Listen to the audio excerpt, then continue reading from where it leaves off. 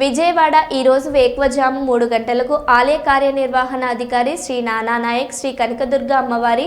సుప్రభాత సేవ ప్రధాన ఆలయం అలంకరణ పరిశీలించి తదుపరి ముఖ మండప దర్శనం చేసుకుని ఆలయ వైద్య కమిటీ వారికి భక్తుల రద్దీ దృష్ట్యా త్వరితగతిన దర్శనం ఇచ్చుటకు అన్ని ముఖ్య సూచనలు జారీ చేసి ఉన్నారు.